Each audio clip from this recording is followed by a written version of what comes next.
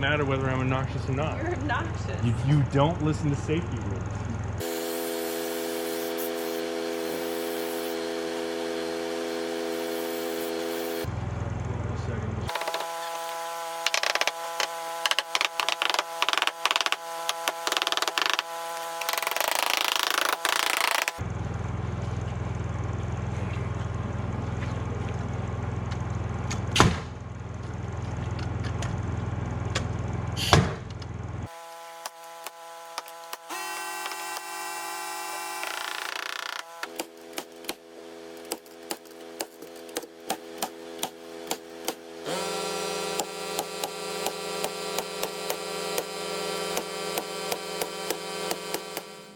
Good morning and welcome back. Today we are up on the build. It is Sunday. Yesterday we were up here and I did a little bit of filming of some of the things that we were doing, but I didn't do any kind of an intro. Our target today is to get this wall complete and this wall complete. The front wall of the building is about 39.5 feet long. Now yesterday, when we were up here, I was taking measurements and looking at the plans and saw something that I hadn't thought about, because back and forth with the plans between the architect and me scratching things and sending it to the panel people, there had been some things changing. Because of a problem that we discovered and some changes in the plans, we are bearing the weight of those posts on the exterior wall. Ideally, they would sit inside on a reinforced column that was underneath of the cement, but that's not where we are. We had some design changes along the way, and that's how we overcame that. However, when I was coming through here yesterday, I noticed that the end of this wall comes all the way to here. That's a problem because I was supposed to bear the weight of the post on here and come out this way. That was going to make it difficult to put the beam on top of it, but I had a way for that figured out.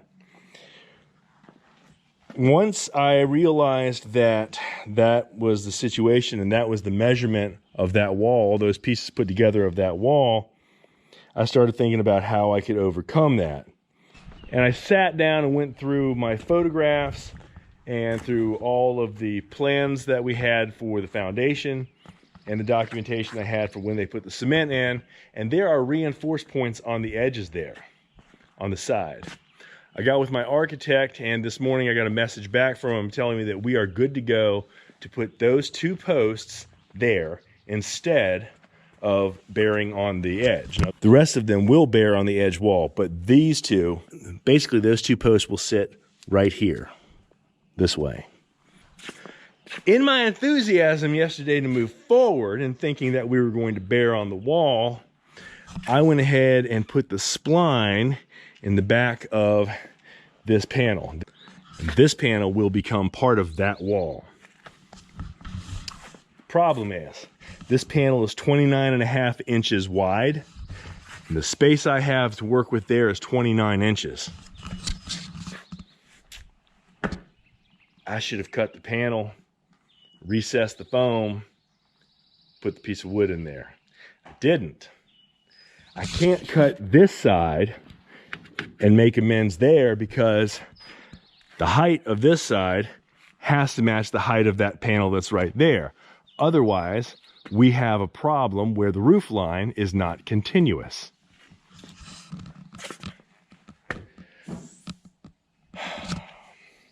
I'm an amateur, I'm not a professional. When I make a mistake, I have to fix it.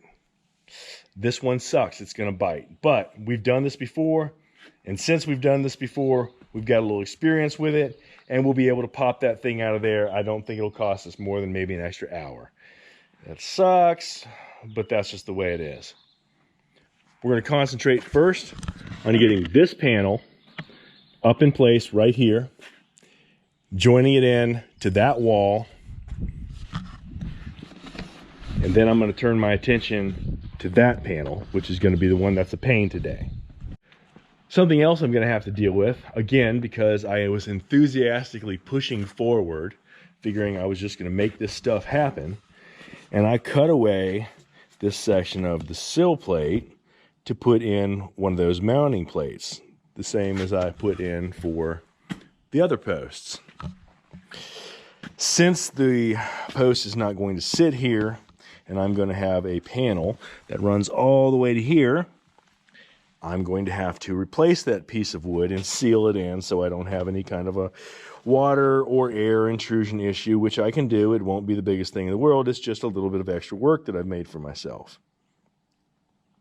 It also means that the panel I'm putting in is basically exact from that edge to here. So I've got to sit the panel on there and then stand it up into place. So that should be fun. It'll be interesting to see how that turns out. We make problems for ourselves. We solve problems that we made for ourselves. My wife bought a carpenter bee trap, which I was a little skeptical of its capabilities. It has not caught any carpenter bees. I kill the carpenter bees when I see them, and that's how I solve the problem. It did catch a wasp yesterday, and she asked me today if I had let the wasp out. I said no. And I laughed and told her that she bought a pig and a poke, and then we had to get to the Googles and figure out for her what a pig and a poke means and where it comes from. Cultural differences are something else sometimes. The first thing that I'm going to do is put sip seal into this panel along the outer edges so that when I lift it into place next to those OSB splines, it sandwiches together and I can nail it all in. We have a nice tight fit. We've put two mounting plates on the panel that's already there so that we can pull with ratchet straps to get a good tight seal on it. I've already prepped the plate by trimming it down just a little bit so it fits on there a little bit easier. And I've applied a bead of sip seal all along the inside of both edges here so that it'll put a nice tight seal up against those splines that we have in place. The only thing left to do before we lift it up is apply some foam.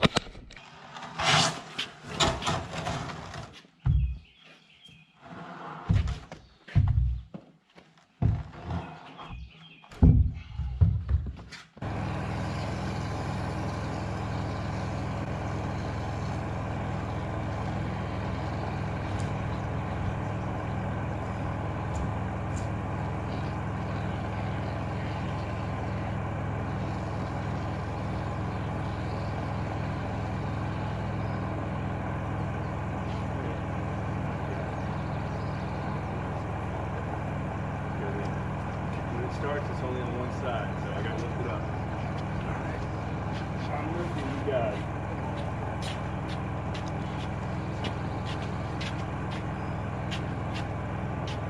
Oh, you gotta get it there?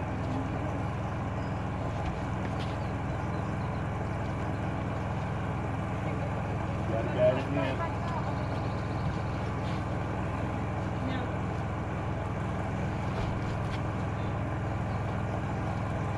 Down all the way. Give me that strap.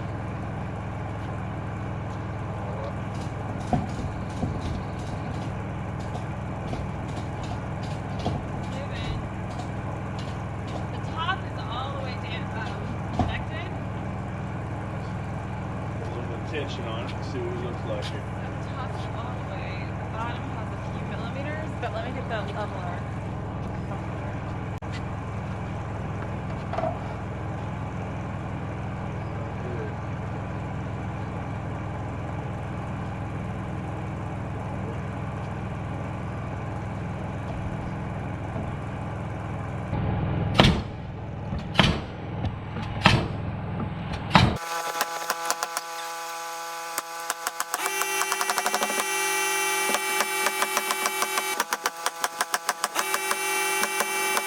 We've gone ahead and cut the spline, the wooden spline, out of the other one.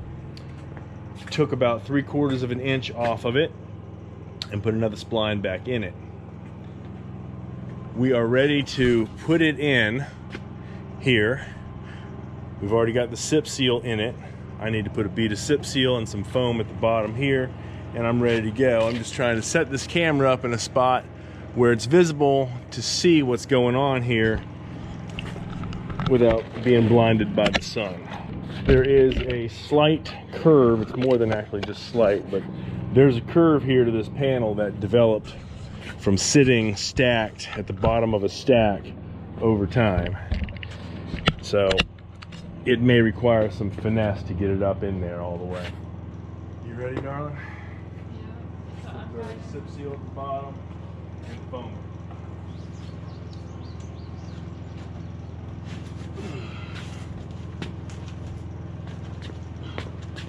You're just guiding it. You gotta bring it back toward me. All right.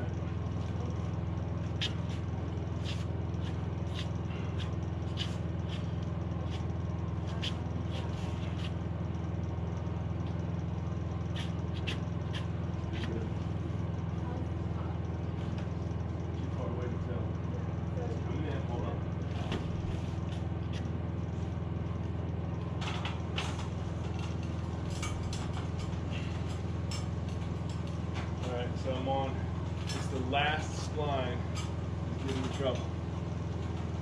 But it looks like it's on track though, babe. I know, hold on. I think I can get it.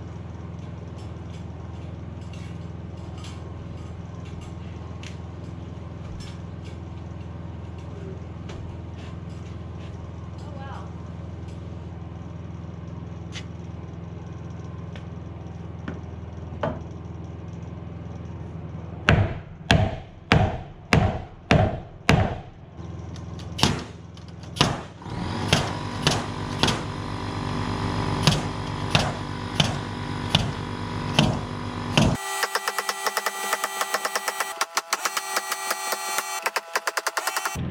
Well, that went up surprisingly smooth. I really can't complain about that. We're gonna go ahead and start cleaning things up. I think the only other thing I'm gonna do tonight is try to get up there and put some plastic on top of that framing just to keep some of the water off of it. We've had plastic on here for a couple of weeks and we like the effect it's had. It's keeping things a lot drier. And it also gives us a place to duck into when there's a rainstorm. Speaking of rainstorms, one of the reasons that we didn't have these panels up yesterday was we got hit with a rainstorm. It was unexpected, wasn't in the forecast. We thought it was just gonna pass over, but it got significantly stronger. We got those two panels in today. It worked out pretty good for us. Not quite as much as we wanted to get done this weekend, but this is a good jumping point because this sets up the line for the roof in the bedrooms, in the front bedrooms. In this room, I've got it covered up here with plastic, but 6x12 beams nest in that wall, go all the way up here on another wall that I'm about to build and support the roof panels that go across. Having these walls up sets the roof line for me. So I have no question about how I need to set that wall up and where those beams need to be. It's dictated by these walls. That's what I'm gonna get started on next. And hopefully that'll take me about a week. If I have the opportunity, if the weather's good when I get off work at night, that seems like it's sort of a task that I could probably start tackling during the week. If that's the case, then in the next week or so, we'll be out here with those 6x12 beams, starting to cut those so they can get set in place with the excavator. I appreciate y'all watching. Come on back and check us out again. We got a lot going on here at Break Hard Orchard. We'll see you then.